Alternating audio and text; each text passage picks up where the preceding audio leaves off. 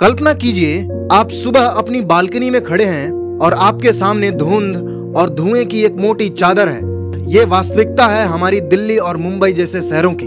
लेकिन रुकिए, जरा सोचिए, बीजिंग जो एक समय में दुनिया का सबसे प्रदूषित शहर था, आज साफ सुथरी हवा के लिए एक मिसाल बन चुका है। वहीं बीजिंग जो कभी प्रदूषण के मामले में नंबर 1 पे था, आज वो सूची में बहुत नीचे आ गया है। आखिर उन्होंने ऐसी कौन सी तकनीक का इस्तेमाल किया? क्या हमारी सरकारें या मीडिया इसका पता नहीं लगा पाई, या फिर उन्हें पता है? अगर पता है तो दिल्ली और मुंबई की हालत इतनी पंचर क्यों है? क्या ये शहर भ्रष्टाचार की मार खा रहे हैं? क्या शाही कुर्सियों पे आसीन हमारे देश के हीरोज सिर्फ अपनी और पार्टी के जेबें भरने में लगे हैं, या फिर इनमें कहीं ना कहीं हमारी गलती है?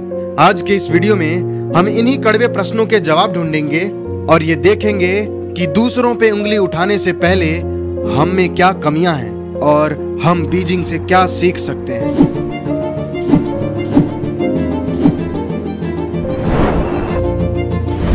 सबसे पहले हम चीन के बीजिंग शहर के बीते हुए कल पर नजर डालते हैं। बीजिंग, जो लंबे समय तक दुनिया के सबसे प्रदूषित शहरों में से एक बना रहा, खासकर 2000 के दशक और 2010 के शुरुआती वर्षों में। 2013 में बीजिंग का वायु प्रदूषण इतना गंभीर था कि इसे एयर अपोकैलिप्स कहा गया, जब PM 2.5 का स्तर 900 माइक्रोग्राम पर मीटर क्यूब तक पहुंच गया था, जो WHO की सुरक्षा सीमा से 36 गुना ज्यादा था। लोग बीमार पड़ रहे थे, स्कूल और फैक्ट्रियां बंद हो रही थी। यह सिर्फ एक पर्यावरणीय संकट नहीं था, बल्कि एक सार्वजनिक स्वास्थ्य आपातकाल था। लेकिन चीनी सरकार ने इसे हल्के में नहीं लिया। उन्होंने इसे अपनी प्राथमिकता बना ली और बड़े बदलाव किए, और ये हमेशा के लिए दुनिया के सबसे प्रदूषित शहरों की सूची में शीर्ष स्थान पर नहीं रहा। 2010 से 2015 के बीच ये कई बार टॉप 10 में था। 2014 और 15 में WHO की रिपोर्ट में बीजिंग की तुलना में भारत और पाकिस्तान के शहर अधिक प्रदूषित पाए गए, जिसमें दिल्ली, मुंबई, कलकत्ता और पटना जैसे बड़े शहर शामिल थे, और ये सिलसिला अब भी बरकरार है। आखिर चीन की क्या रणनीति है प्रदूषण के प्रति? आइए जानते हैं। चीन के इंस्टीट्यूट ऑफ अर्थ एनवायरमेंटल के वैज्ञानिकों ने उत्तरी शहर सियान में दुनिया का सबसे बड़ा वायु शोधक यंत्र बनाया है। प्रायोगिक तौर पर स्मोग चूसने वाला ये टावर 100 मीटर से अधिक ऊंचा है, और इसे शहर में वायु की गुणवत्ता सुधारने के लिए डिजाइन किया गया है। साउथ चाइना मॉर्निंग पोस्ट के अनुसार इस टावर ने पहले ही कुछ दिनों में 10 वर्ग किलोमीटर क्षेत्र में वायु गुणवत्ता में उल्लेखनीय सुधार ला दिया। टावर के प्रभाव की निगरानी के लिए जुंजी की टीम ने आसपास के क्षेत्र में प्रदूषण निगरानी स्टेशन स्थापित किए, जिससे पता चला कि PM 2.5 धुंध में सबसे अधिक हानिकारक माने जाने वाले सूक्ष्म कण का स्तर भारी प्रदूषण के समय में औसत की तुलना में 15% कम हो गया। चीन के शहरों में पार्कों और खेत के मैदानों के लिए और अधिक स्मोक टावर बनाए जा रहे हैं। रूज गार्डे का कहना है कि इन इलाकों की हवा शहर के बाकी हिस्सों की तुलना में 70 से 75% अधिक साफ होगी। ग्लोबल एमिशन मिक्स में चीन की हिस्सेदारी 1973 में 5.7% से बढ़कर 2016 में 28.1% हो गई। इसका मुख्य कारण कोयले के प्रति उनकी बेजोड़ भूख थी। चीन ने COP23 जलवायु वार्ता में 2030 तक कोयले को चरणबद्ध तरीके से समाप्त करने पर सहमत होने वाले 20 देशों में शामिल नहीं था। फिर भी वह अपने कार्बन उत्सर्जन को कम करने का प्रयास कर रहा है। वहाँ लगभग 100 से अधिक कोयला आधारित संयंत्रों के निर्माण की योजना को रद्द कर दिया गया, और 2017 में ही चीन ने 28 शहरों में प्रदूषण विरोधी उपाय शुरू किए।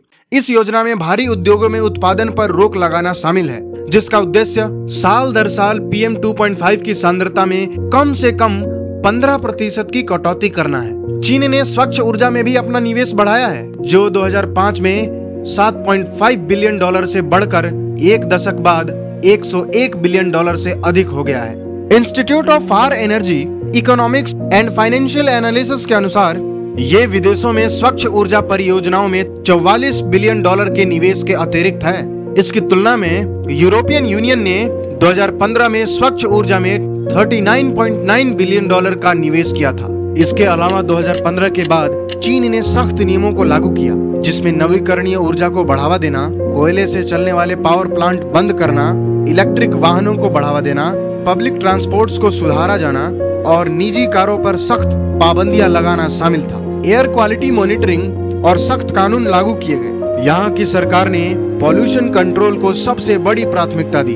ये सब अचानक नहीं हुआ, ये उनके सोचने और योजनाएं बनाने के तरीके को दर्शाता है। उन्होंने प्रदूषण को केवल एक समस्या नहीं बल्कि एक अवसर के रूप में देखा। अब आइए समझते हैं कि हमारी दिल्ली और मुंबई की हवा क्यों जहरीली होती जा रही है। इसके पीछे बड़े कारण क्या हैं?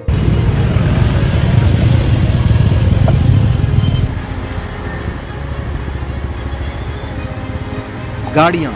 दिल्ली और मुंबई में गाड़ियों की संख्या हर साल बढ़ती जा रही है, लेकिन इलेक्ट्रिक व्हीकल्स को बढ़ावा देने के लिए कोई ठोस प्लान नहीं दिखता। पब्लिक ट्रांसपोर्ट्स की हालत भी बदतर है, जिससे लोग मजबूरन अपनी कार या बाइक का इस्तेमाल करते हैं। कंस्ट्रक्शन और इंडस्ट्री से निकलने वाला धुआं। अनियंत्रित कंस्ट्रक्शन और इंडस्ट्री से निकलने वाला धुआं हवा को जहरीला बना रहा है। सरकार ने नियम तो बनाए हैं, लेकिन उनका पालन करने वाला कोई नहीं। पैसे देकर नियमों को तोड़ना बहुत आसान है। पराली जलाना। हर साल अक्टूबर नवंबर में पराली जलाने का मुद्दा उठता है, लेकिन इसका कोई स्थायी समाधान नहीं निकलता। सिर्फ किसानों को दोष देना भी सही नहीं है, क्योंकि सरकारें खुद कोई ठोस विकल्प नहीं ढूंढती। पॉलिटिक्स और भ्रष्टाचार। सरकारें सिर्फ एक दूसरे पर आरोप प्रत्यारोप लगाने में बिजी हैं। क्या किसी नेता ने इसे अपनी टॉप प्रायोरिटी बनाया है? नहीं, क्योंकि इसमें सीधा वोट बैंक नहीं दिखता। जो भी योजनाएं बनती हैं वे या तो कागजों में रह जाती हैं या फिर भ्रष्टाचार की भेंट चढ़ जाती हैं। सरकारों को तो दोष देना सबसे आसान है, लेकिन क्या हमारी खुद की कोई जिम्मेदारी नहीं है? क्या हम गाड़ियों का कम से कम इस्तेमाल करते हैं? क्या हम पब्लिक ट्रांसपोर्ट्स को प्राथमिकता देते हैं? क्या हम अपने इलाके में कूड़ा जलने से रोकते हैं? क्या हम नेताओं से इस मुद्दे पर सवाल उठाते हैं या सिर्फ चुनावी जुमलों में उलझे रहते हैं? जब तक हम खुद पहल नहीं करेंगे तब तक हवा साफ नहीं होगी। अगर बीजिंग कर सकता है तो हम भी कर सकते हैं, लेकिन इसके लिए हमें सरकार पर दबाव बनाना होगा और खुद भी बदलाव लाने होंगे।